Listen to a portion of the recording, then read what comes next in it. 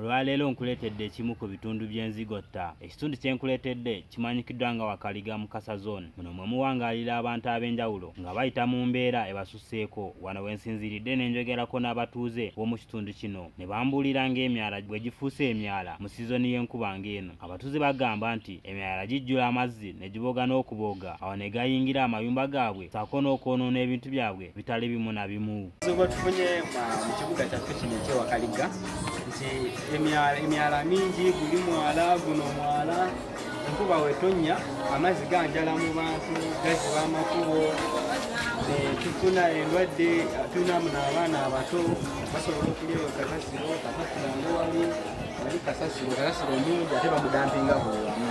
Kati enkuba wetonnya emyala gyajala mu bantu netufuna endwadde, kolera mungi wano n'endwadde endala ezireetebwa obukyafu.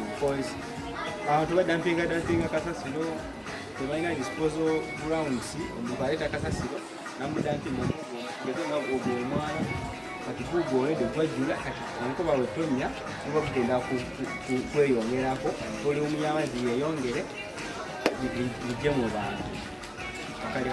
Eno embeera empaliriza okwogerako n'omukulembeze w'ekitundu kino, Omwami Farouk annyonnyodde ku mbeera y'abantu n'ebyobuyonjo mu kitundu kye.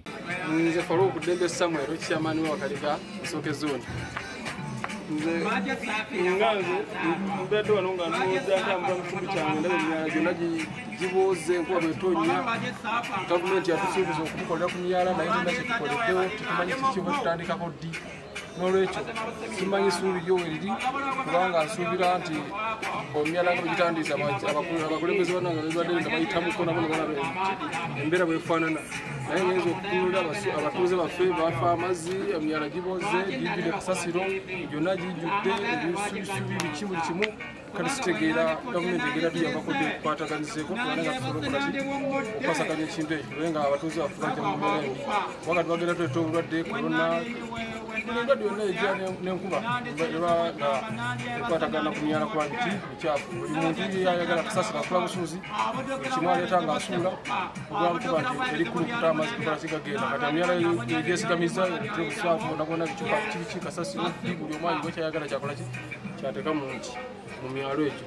N'olwekyo tusaba gavumenti etuyambe tusobole okukwatagana ffenna nga kintu kikwasaganya tukimalirize ekintu kya kasasiro, n'abatuuze baffe bali bulungi nga bali mu buyonjo, tubeere nga tufuna ndwadde yonna, tubeere nga tutubala abalamu okusinziira ku mbeera eriwo. Kyekyo nga nze omukulembeze njagala tubeere nga tumaliriza ensonga eyo gye tuba twogerako ey'emyala okuba nga gibooze n'akasasiro yenna, tukwatagane ne bannaffe bajje batutaaseeko tujje mu bukyafu.